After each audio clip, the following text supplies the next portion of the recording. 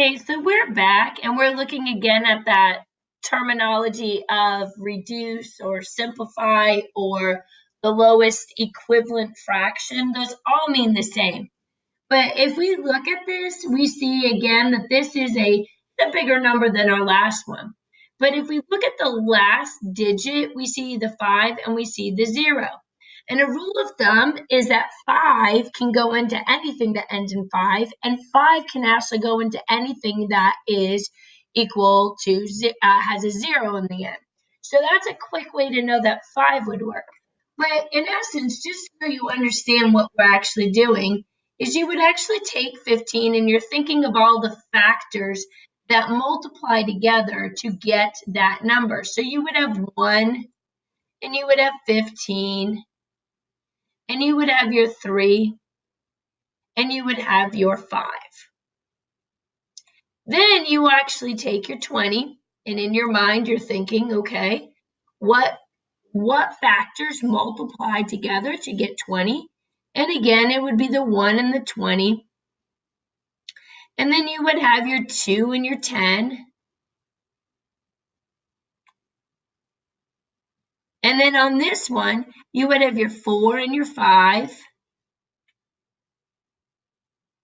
And you're going to stop there. Now, if you look at the 2, you're going to look for something that they both have in common.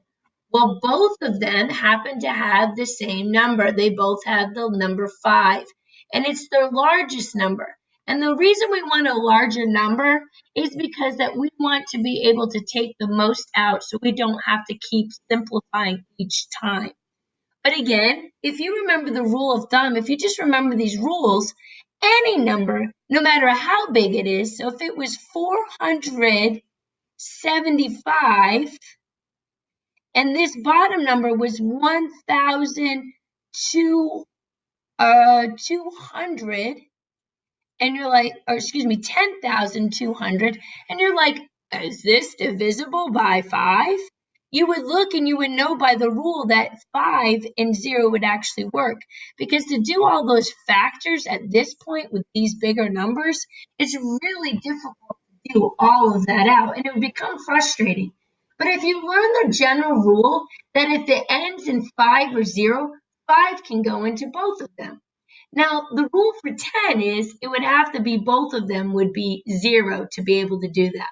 So let's go up to this problem here. Let's divide both of these by 5.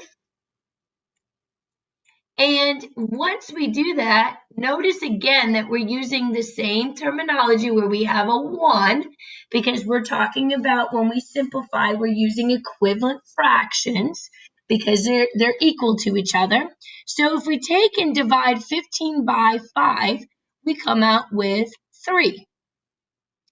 And then if we take 5 goes into 20, we know that it's 4.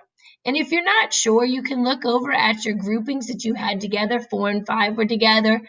3 and 5 were together. And so at this point, this is in what we would call lowest or simplest terms. We know it's equivalent to this too, because if we checked it, 3 times 5 equals 15. 4 times 5 equals 20. We have to, again, the biggest mistake that I see most fifth graders doing is they choose different numbers for the numerator and the denominator. But again, for that to work, it's not, you have to have the same number on the top as on the bottom. Has to make it so that it's equivalent. And this is equal to 1. And we know from math, when we multiply something times 1, it equals itself.